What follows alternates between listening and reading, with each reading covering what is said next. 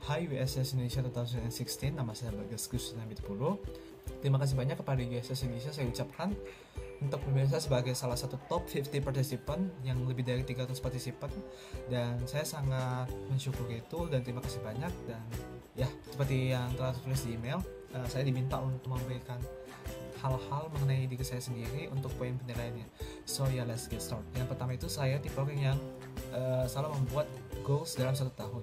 Kenapa saya lakukan itu? Karena dengan cara inilah saya bisa meningkatkan diri saya. Seperti saya harus bisa melakukan exchange dalam tahun ini, bisa meningkatkan bahasa Inggris saya untuk mengikuti sebuah lomba, mendapatkan IP di atas 3,5, dan ini masih banyak lagi. Alasan saya kenapa saya melakukan ini, karena saya dari sini bisa belajar untuk mengimprove diri saya sendiri ke depan. Seperti bisa mengetahui kekurangan saya yang tidak membuat saya mendapatkan goals, atau kelebihan saya yang bisa mendapatkan goals. Saya bisa menjadi bahan evaluasi bagi diri saya untuk bisa mengimprovekan yang kurang tadi dan bisa mempertahankan yang baik tadi untuk bisa menghadapi goals yang harus saya hadapi 1 tahun ke depannya lagi.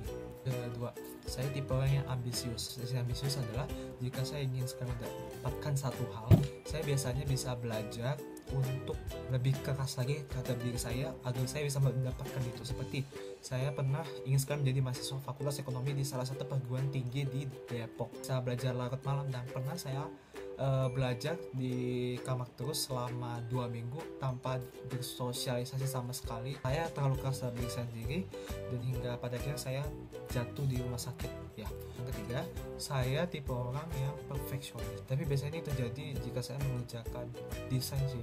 Karena saya tipe orang yang kalau misalnya untuk mengerjakan karya harus bisa sesuai imajinasi saya gitu. Mau bagaimanapun caranya, saya harus bisa mengerjakan itu sesuai dengan imajinasi saya 100% agar saya bisa menyenangkan, katakanlah orang meminta saya untuk mengerjakan sesuatu seperti desain poster atau desain video dan lain-lain. Keempat, I'm all ear. Maksud sini adalah saya ini tipe orang yang bisa menerima kritik dan saran yang masuk terhadap saya. Jadi saya tidak pernah membatasi diri saya atau saya menutup kuping saya. Saya bisa menerima apapun itu kritik dan saran yang diberikan kepada saya. Namun dengan catatan saya memilah-milahnya. Maksud saya sini adalah kita seringkali mendengar kata-kata jangan pernah mendengarkan kata orang lain. Karena sebenarnya itu bukan hal yang baik ya. Kita harus bisa mendengarkan kata orang lain juga, baik pun untuk kritik, saran itu. Karena apa? Karena itulah yang bisa memperbaiki diri kita sendiri.